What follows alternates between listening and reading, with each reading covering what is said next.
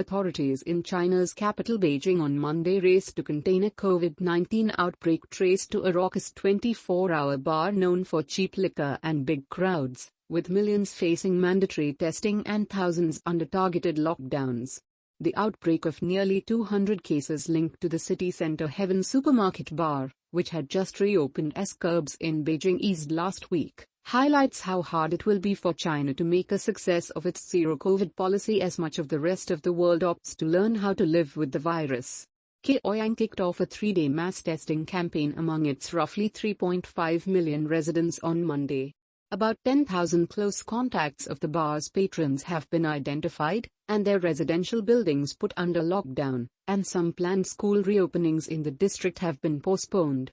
Queues snaked around some testing sites on Monday for more than 100 meters, according to foreign media.